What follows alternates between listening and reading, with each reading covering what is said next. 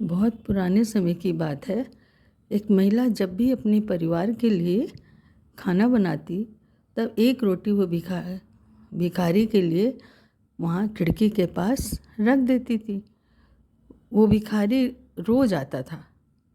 वो रोटी को उठाते हुए कहता, बुरा कर्म आपके साथ, अच्छा कर्म भी आपके पास लौट कर आता है।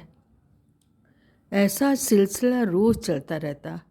वो महिला रोज़ सुनते सुनते परेशान हो जाती। वो सोचती, मैं इसके लिए रोज़ रोटी बनाकर रखती हूँ और ये कभी भी धन्यवाद नहीं कहता है। एक दिन वो बहुत गुस्से में थी। उसने रोटी में जहर मिला दिया। उस रोटी को जब वो खिड़की के पास रखने लगी तब उसके हाथ कांपने लगे। वो अंदर से घबरा गई। ये मैं क्या कर रही हूँ? उसने रोटी ले जाकर आग में जला दी।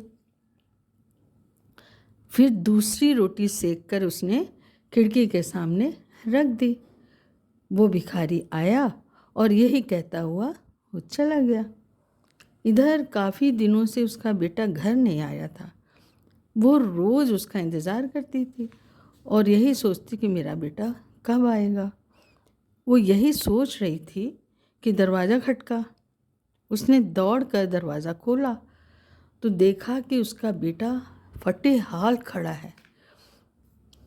उसे इस हाल में देखकर वह आश्चर्यचकित रह गई। कही, बेटा, अरे ये क्या हाल हो गया तुम्हारा? उस लड़के ने माँ को बताया कि अरे माँ, मैं कई दिनों से बहुत भूखा था। मैं घर की तरफ आ रहा था। घर कुछ ही दूर रह गया था। मेरी भूख के मारे हालत बहुत ख़राब हो गई। वहाँ मैं एक पेड़ के पास बैठ गया। उसी पेड़ के पास एक भिखारी बैठा था। उसके हाथ में एक रोटी थी। उस रोटी को देखकर मैंने भिखारी से कहा कि मुझे बहुत भूख लगी है।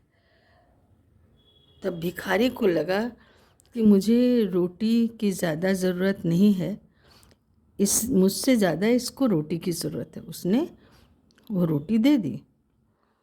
उसे खाकर मेरे में कुछ शक्ति आई। पर एक बात समझ में नहीं आई माँ, कि जब उसने रोटी दी तब जाते जाते कहने लगा, बुरे कर्म आपके साथ, अच्छे कर्म भी आपके पास लौट कर आता है। माँ ये सुनकर वहीं बैठ गई और सोचने लगी कि अगर मैंने वो जहर वाली रोटी दी होती तो आज तो मेरा बेटा मर ही गया होता। इसलिए दोस्तों, इस कहानी से ये शिक्षा मिलती है कि आप जो भी कर्म करेंगे वो आपके पास ही लौट कर आएंगे। इसलिए कर्म हमेशा अच्छा करें। आशा है आपको ये वीडियो ज़रूर पसंद आएगा। लाइक और सब्सक्राइब करना ना भूलें। धन्यवाद।